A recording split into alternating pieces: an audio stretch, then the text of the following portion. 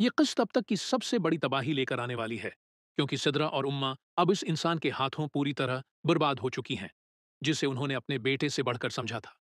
असलम घर बीत चुका है, खुद फरार हो गया है, और जबीर अस्पताल में जिंदगी और मौत की जंग लड़ रहा है। सिद्रा अब फूट फूट कर रो रही है। मैंने जबीर की एक न सुनी और आज सब कुछ लटा बैठी, लेकिन अब पछताने से क्या फायदा। अम्मा जो असलम को दामाद नहीं बल्कि फरिश्ता समझती थीं, अब बस दीवार का सहारा लेकर बैठ जाती हैं। हमने अपने हाथों से अपना घर बीचा और अपने बेटे की बातें ठुकराएं। दूसरी तरफ अस्पताल में जैनत जुबैर के साथ है। डॉक्टर कहते हैं अगर ये कुछ दिन और इलाज से दूर रहता तो शायद हम उसे बच्चा ना पाते।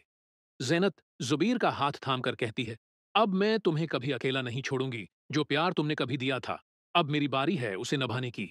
बजर अब हर हाल में जबीर के लिए लड़ने को तैयार है। वो रिपोर्ट दर्ज करवाने जाता है कि उसलम ने फ्रॉड किया है, लेकिन पुलिस वाले कहते हैं हमें सबूत चाहिए, बगैर दस्तावेजात के हम कुछ नहीं कर सकते। अब बजर और जैनत मिलकर सबूत ढूंढेंगे और उसलम को सजा दिलवाने के लिए पूरी ताकत से लड़ेंगे। उधर फार्म हाउस में सतारा अब भी कैद है। वो सोचती है कि जहांगीर की मौत के बाद अब उसकी बारी है। उसे जबरदस्ती आदमियों के सामने पेश होने के लिए कहा जा रहा है। भाई जी का आदमी कहता है, तैयार हो जा, आज पहली महफिल तेरे नाम है। सतारा जमीन पर गिरकर चीखती है, अल्लाह मेरी मदद कर। लेकिन जवाब में सिर्फ ताला बंद होने की आवाज आती है। अब ड्रामे में एक नई एंट्री होने वाली है। जैनत के अब्बू, जो अब तक दुबई में थे, पाकिस्तान वापस आ चुके हैं। जब उन्हें पता चलता है कि उनकी बेटी ने एक बीमार लड़के को अस्पताल मुंतकिल कराया है, तो वो पहली बार जुबीर से मिलते हैं।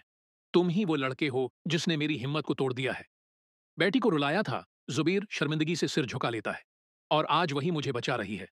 जैनत के अब्बू सब कुछ समझ जाते हैं, जुबीर को माफ कर देते हैं और अपनी बेटी की खुशी के लिए रिश्ता आगे बढ़ाने का फैसला करते हैं।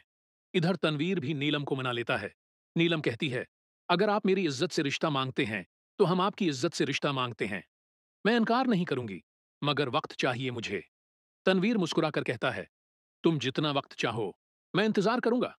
लेकिन इस सब के बीच एक नया खतरा उठ खड़ा होता है। असलम अब दूसरे शहर में नया नाम लेकर छिपा बैठा है और किसी नए धोखे की तैयारी में है। वो कहता है, जबीर अभी जिंदा है तो फिर मेरी कहानी अभी खत्म नहीं हुई।